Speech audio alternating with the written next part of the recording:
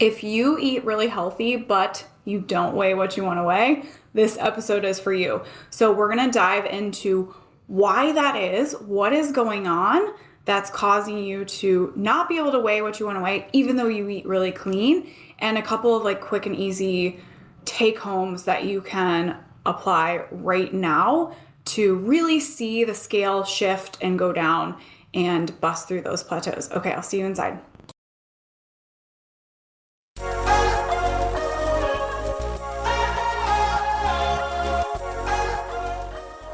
Hi, I'm Hayley. I've been a nutritionist for over 10 years, and I saw firsthand how the diet industry works, but mostly doesn't work to help you lose weight.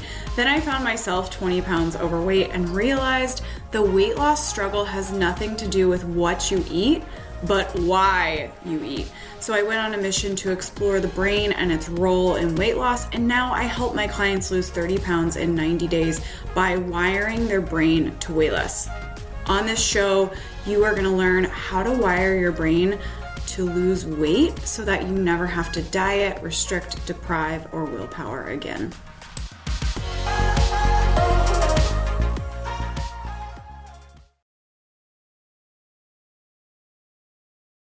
Okay, so recently, this past week, me and my clients did a week-long activity that was really centered on cravings, emotional eating, stress eating, whatever you want to call it.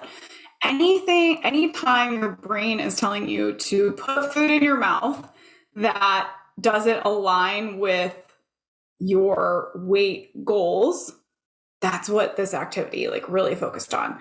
So, and when I tell you like we had transformations, it was crazy. I mean, we were busting through weight plateaus. I had so many clients who were like, I've been at this weight for the last couple of weeks and I was just able to drop it. It was no problem. We were busting through desire for food that we hadn't been able to break in the past.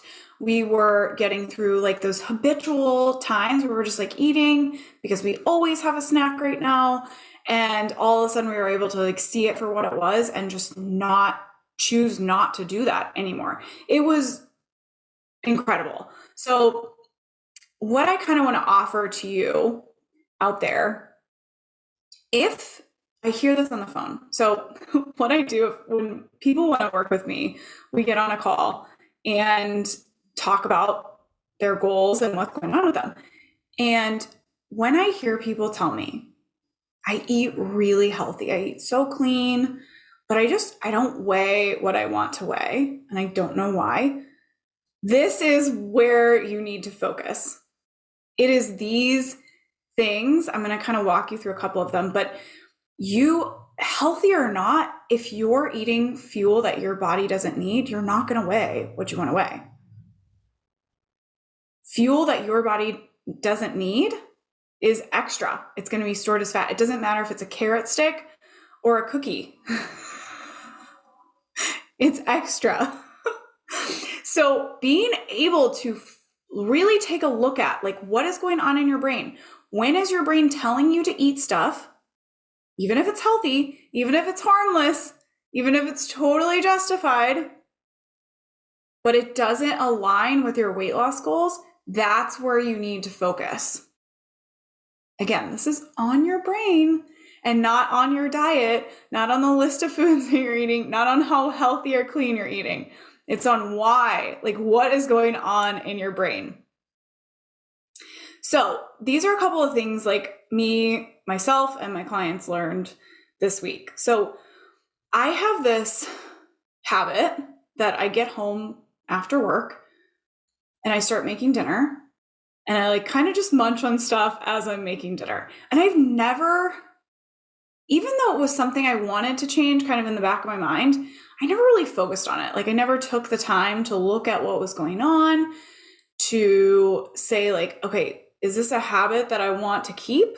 Is this serving me or is it not? So this Cravings Mastery week was the perfect time for me to kind of take a look at this. So the issue, my main issue with this habitual kind of like snacking while I cook is that by the time I get to dinner, by the time I sit down with my food, I don't really have all the hunger that I want. I love eating when I'm hungry because the food tastes good.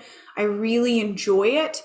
It feels so much better to me to eat when I'm hungry as opposed to like just eat. And so what was happening was I was sitting down with this meal and I wasn't hungry anymore, but I had made the meal. So like I was still eating it. So I really looked at like cutting, not snacking while I was cooking my meal. And the craziest thing happened.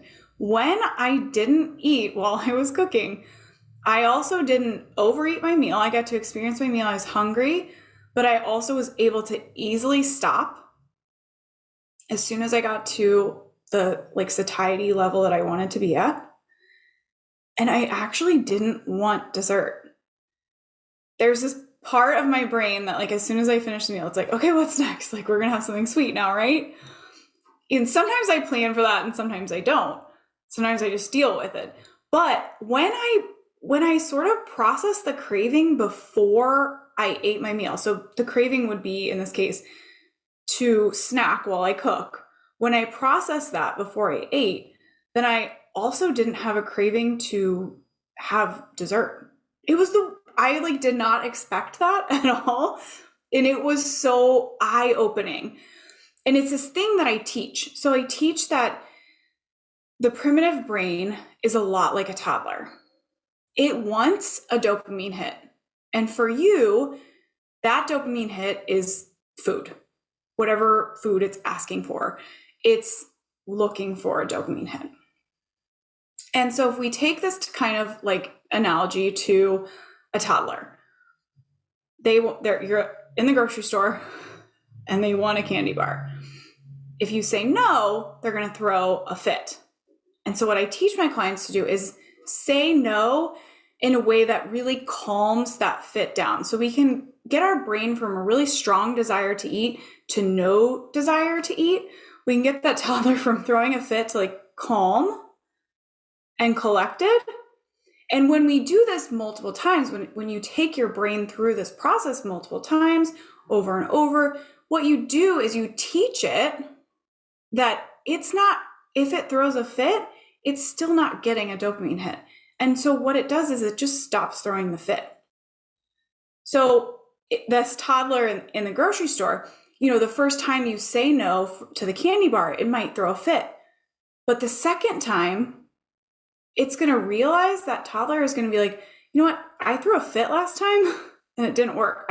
Still didn't get the candy bar. I expended a lot of energy, but I didn't get a candy bar.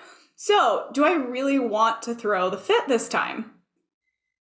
And what happens over time when you do this with your brain is your brain just stops throwing these fits. It's like, this doesn't work anymore. I can throw a fit all day long, but I'm not getting the dopamine that I'm looking for. So I'm going to go expend my energy elsewhere. And so what happened for me when I did this process is I processed that initial craving. And then my brain just said, well, that didn't work. We're not going to throw out any more fits for the rest of the evening. There's going to be no dopamine like we're asking for. So we're just not even going to bother. I did not expect this. I expect that to happen over time. I expect that to happen, if there's a daily habit that I'm working with a client on, like, okay, if you process this today, tomorrow it's going to be easier and the next day it's going to be easier. But I didn't think like if I process one at the beginning of a meal that I'm just like not going to have them for anything else for the evening. It was crazy. It was so cool. It was amazing.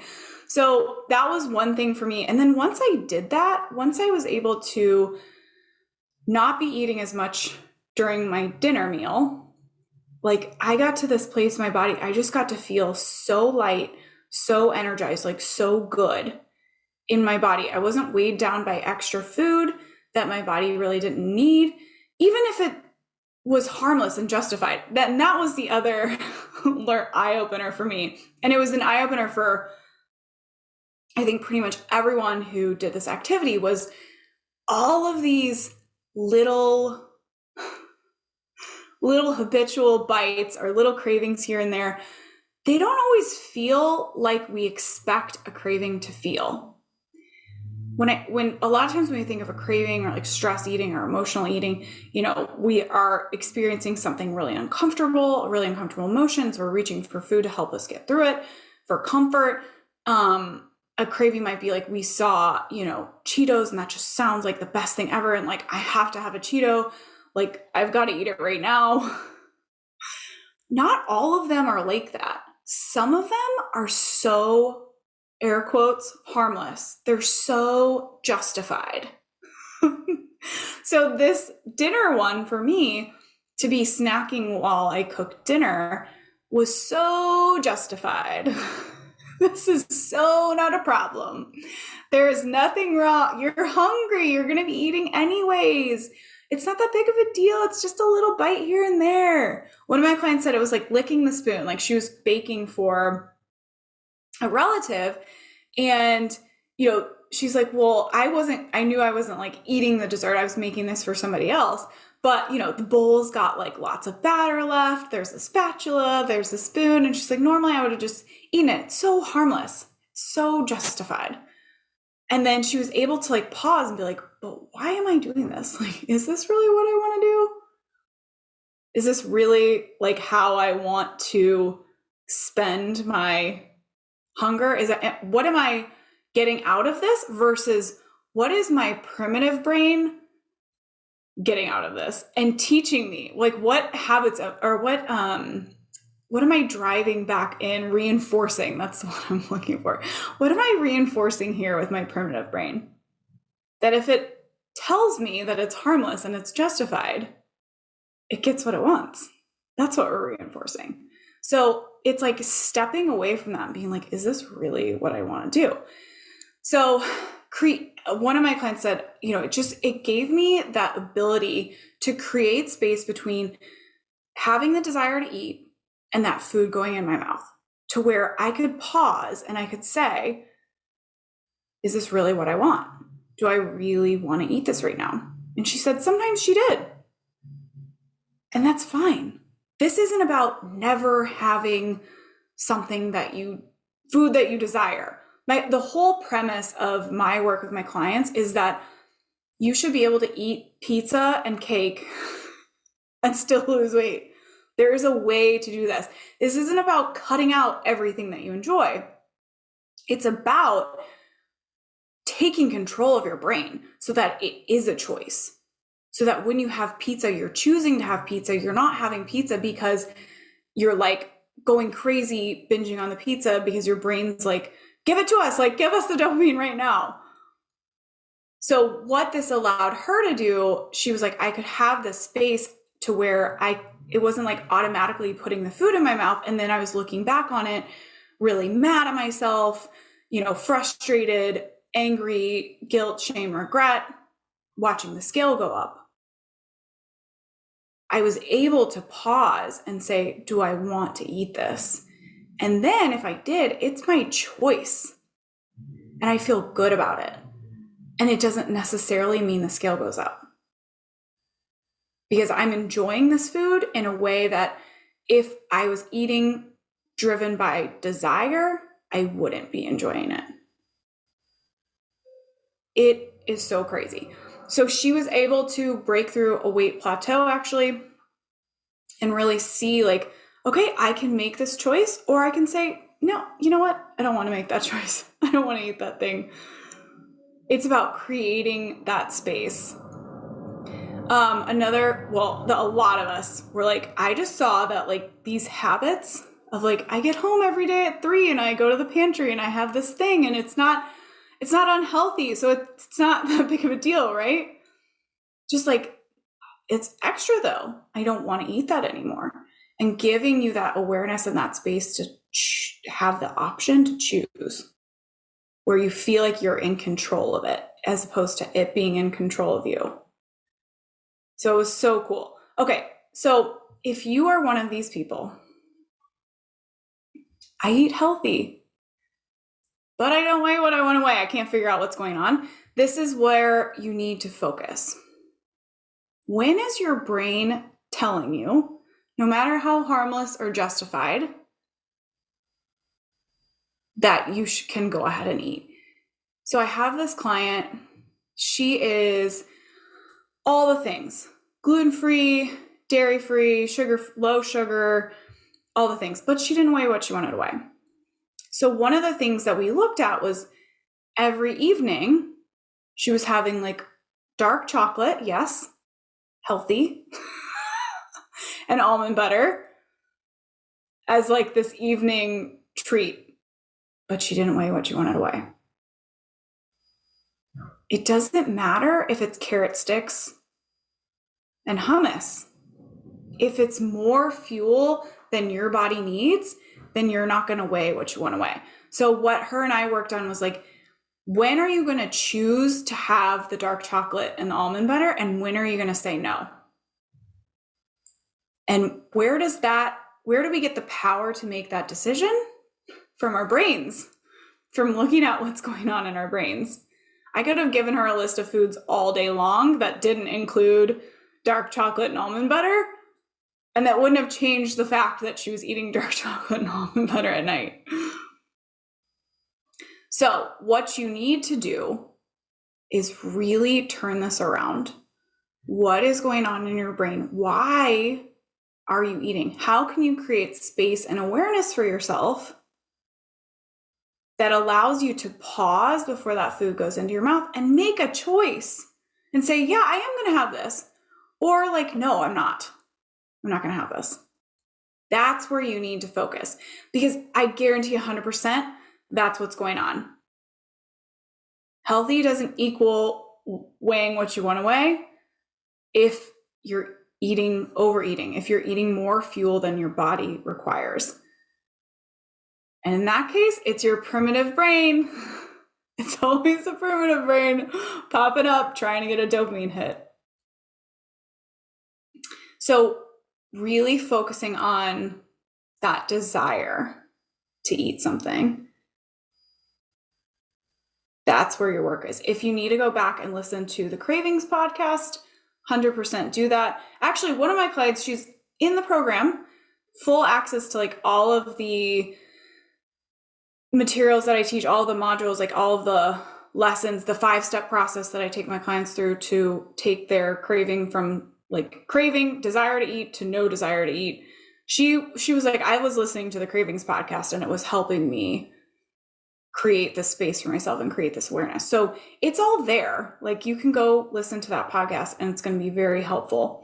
But that's what you need to focus on. Okay. All right. So if you're interested in working with me, if you're interested in having access to what I just talked about, the Cravings Mastery Week, it's all inside of my program.